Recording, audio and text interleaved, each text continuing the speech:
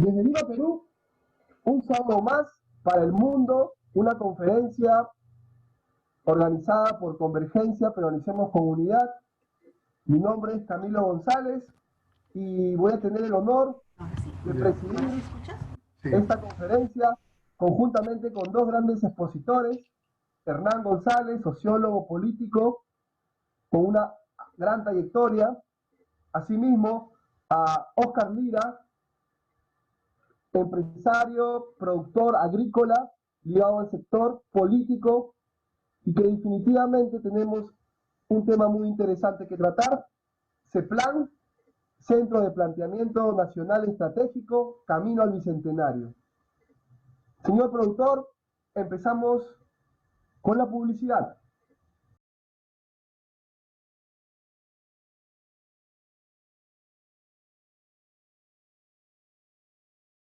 Este sábado 16 de enero no te pierdas la conferencia virtual CEPLAN, Centro Nacional de Planteamiento Estratégico, Camino al Bicentenario, organiza Convergencia, Peruanicemos con Unidad.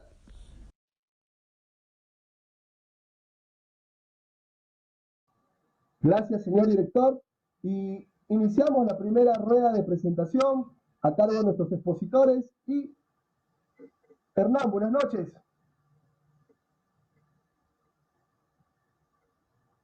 Hernán, tu audio no se escucha. Sí, muy buenas noches a todos los asistentes de Convergencia, Peronicemos con Unidad, y en especial a Óscar Lira, que nos acompaña en este momento. Realmente es muy importante tratar este tema porque tiene que ver con una de las herramientas fundamentales para trazar una estrategia de desarrollo en el país y también recoger nuestra experiencia y la que nosotros hemos tenido durante un largo periodo de más de 30 años, en donde después de 1962 se crea pues el primer Sistema Nacional de Planificación en el Perú, y es desarrollado en la época también del gobierno de Velasco Alvarado. Realmente han sido las experiencias más importantes que hemos tenido en cuanto a esfuerzos por desarrollar un sistema de planificación. La presencia del CEPLAN, que surge a partir del Acuerdo Nacional, se da después de que cae la dictadura cívico-militar de Fujimori. Entonces, es muy importante ubicar ese contexto histórico para ver también las limitaciones que tiene el CEPLAN. Y por otro lado, también el otro aspecto es ver la existencia de una serie de planes que se han venido aplicando en el Perú y que realmente no han tenido realmente la incorporación a una estrategia de desarrollo, y que en vez de significar una propuesta que sirva para un desarrollo integral, verdaderamente se hayan ocasionado consecuencias pues verdaderamente nefastas también en el país. Bueno, no sé si es a manera de presentación el esquema que vamos a presentar en esta exposición para luego después hacer, ¿no?, la intervención que corresponde. Muchas gracias.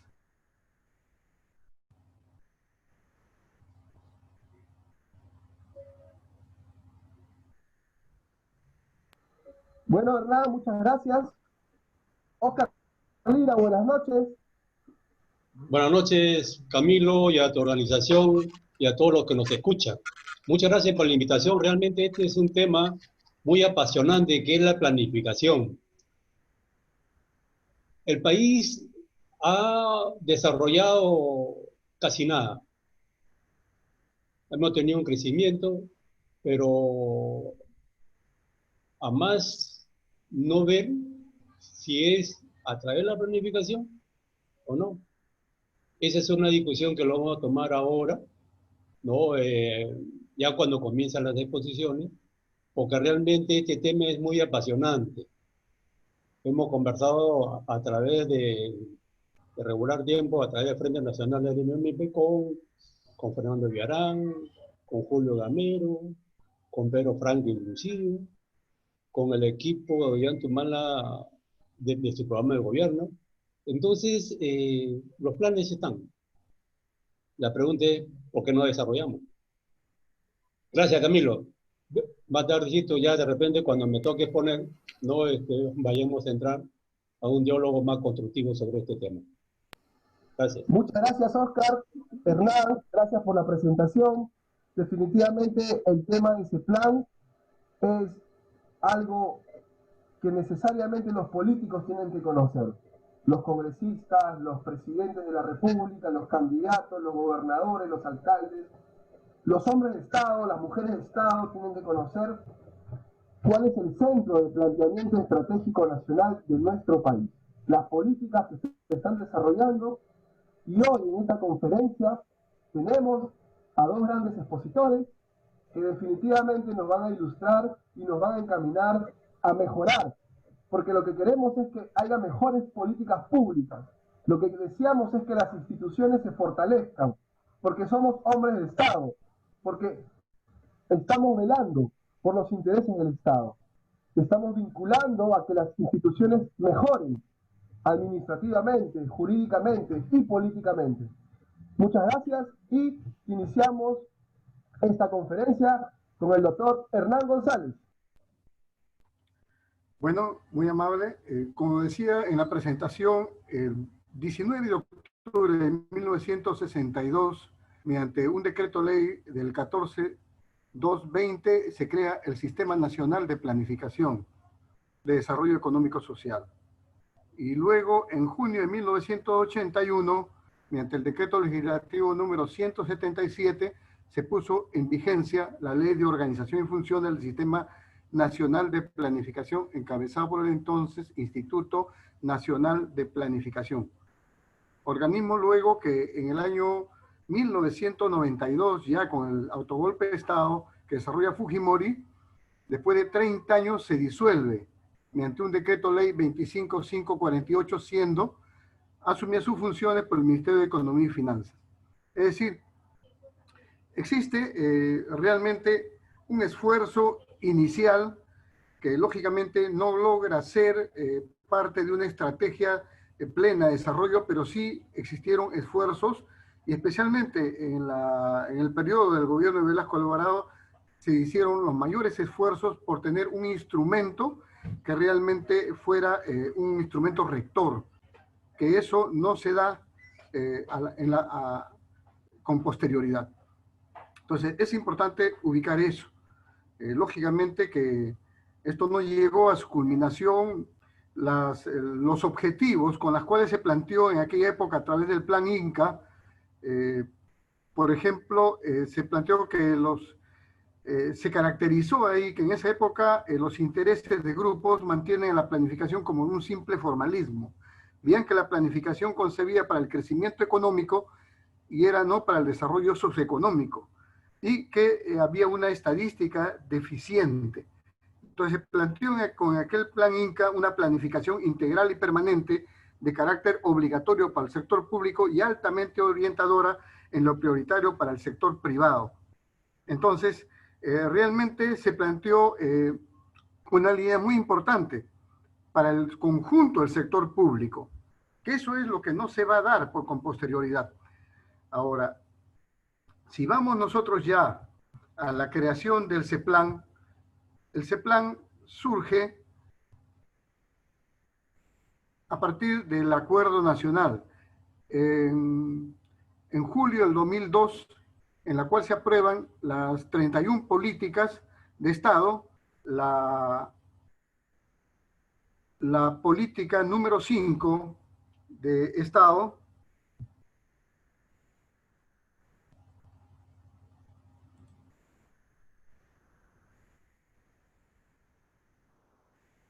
la quinta política de Estado va a plantear, ¿no? Dice, nos comprometemos a impulsar las acciones del Estado en el conjunto. Voy a resaltar algo muy resumida, no resumido, sino una parte que sea que considero bastante importante. Dice, nos comprometemos a impulsar las acciones del Estado sobre la base de un planeamiento estratégico que oriente los recursos y concierte las acciones necesarias para alcanzar los objetivos nacionales de desarrollo, crecimiento y adecuada integración global.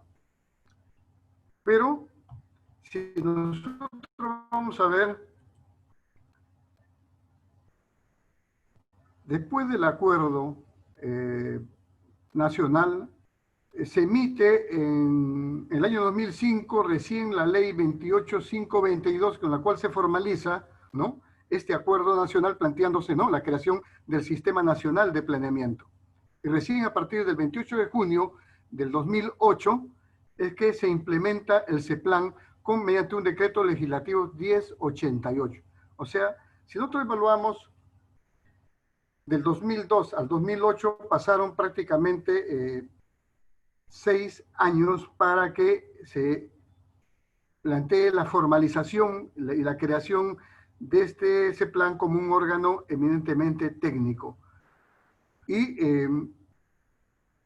también es muy importante ubicar que los primeros avances que se hacen para establecer un planeamiento, lineamientos para un planeamiento de lineamientos estratégicos, el primero que se desarrolla es en el 2009, después del 2008, que es del 2010, plantea un lineamiento estratégico del 2010 al 2021, ¿no? Y después van a venir ya lo que es la formulación del Plan Perú, y van a haber otras propuestas, ¿no?, que van a tratar de establecer la relación entre el acuerdo nacional, las políticas, los objetivos nacionales, ¿no?, y los objetivos de desarrollo. Bueno, acá, en primer lugar, debemos fijar que el CEPLAN se crea como un organismo técnico, pero desvinculado de un cambio constitucional.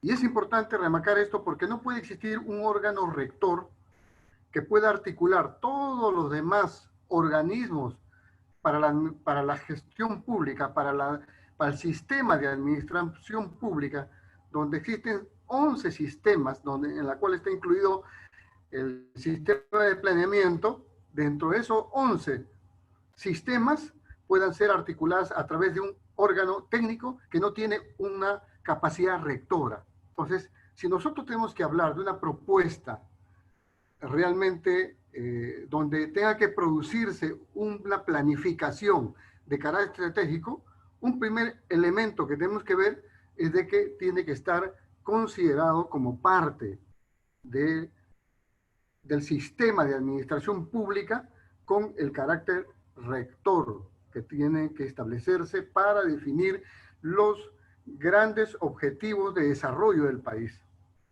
¿Por qué? Cuando hablamos de desarrollo, nosotros tenemos que ver, como decíamos, no solamente para efecto de la planificación, porque aquí tenemos que diferenciar entre planes y lo que significa verdaderamente una planificación, y ahí también tenemos que diferenciar entre planificación tradicional y la planificación que hoy día requerimos en las actuales circunstancias, ¿no?, que nos dirigimos a una nueva época. Planes existen.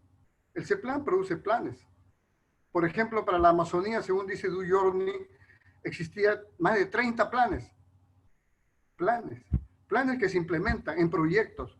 Planes existen. Planes han existido para que se desarrolle la Interoceánica Sur, ¿no? Y veamos las consecuencias de la Interoceánica Sur. Por ejemplo, simplemente ha sido un sistema de carreteras que prácticamente, en vez de haber servido como una propuesta de integración que se planteaba en la zona sur, integración nuestra hacia Brasil y de ahí hacia lo que significaba la cuenca, hacia la relación Asia-Pacífico, no ha servido. Simplemente ha sido un medio que ha servido para el narcotráfico, ha servido para la deforestación, ha servido y ha generado problemas con las poblaciones indígenas, con los sectores que se han movilizado, ha significado, en fin, una serie de implicancias totalmente negativas. Es como nuestros planes de integración vial. Nuestros planes de integración vial están adecuados para un desarrollo de competitividad y para una generación de mercado interno cuando, por ejemplo, el menor costo que puede significar para una integración debe ser la integración ferroviaria, como se planteó en el plan, por ejemplo, del proyecto estratégico, el plan de transformación con Ollanta Humala y que luego llegó a través del acuerdo de la ruta, de la hoja de ruta, simplemente se sujetó a esos planes, simplemente planes que estaban estructurados por IRSA, que era un planeamiento de todo el sistema a nivel del sur, o sea, de toda Sudamérica, y simplemente está basado en nada más una integración vial. ¿Y a quiénes les sirve la integración vial o a quiénes les sirve simplemente la integración vial? A las grandes constructoras. Por eso en la interoceánica sur esos proyectos se pagaron el doble, 2 veces y medio de lo que costaba. Es un gran negociado, porque son políticas de gobierno a gobierno, donde ahí no interviene ese plan, y por otro lado significa realmente un gran negocio, porque también estamos sujetos a una economía basada en el consumo de energía fósil, importamos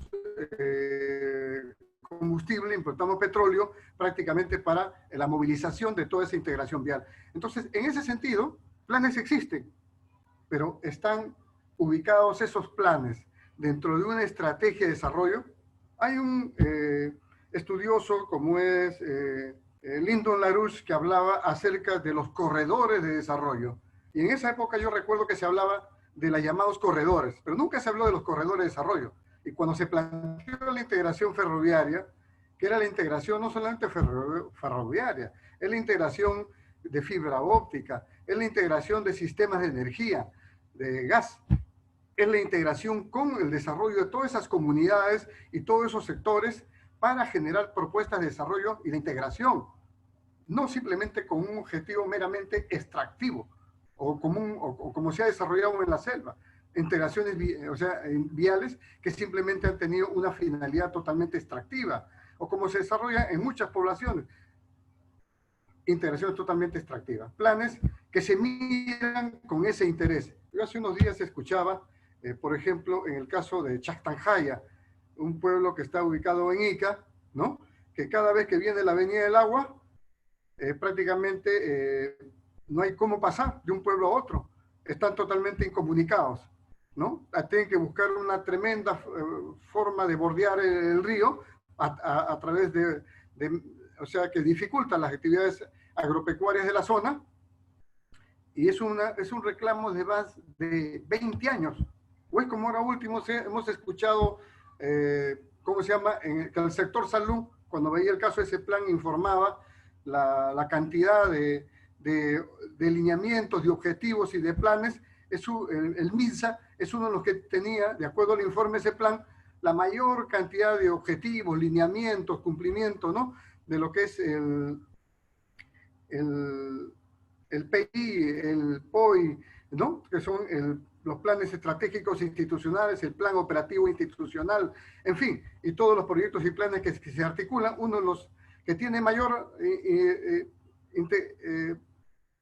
cantidad de planes, ¿no? Pero que en la práctica, cuando tiene que responder a realidades, como lo estamos viendo ahora, ¿no? Por ejemplo, con este tema del COVID, 250 están esperando camas UCI. Entonces, ese plan ahí está totalmente fuera propiamente de la realidad. Entonces, es importante distinguir, ¿no? Entre lo que significa planes hay y planes no hay. Planes hay por ciertos intereses, planes no hay porque realmente no se está recogiendo la realidad del país, efectivamente. Y muchos de los sistemas que se han creado es a través del sistema de inversión pública, el SNIP, ¿no? Que han tratado de establecer ciertos mecanismos de control, de normatividad, de cumplimiento, ¿no? Con las normas ambientales, en fin.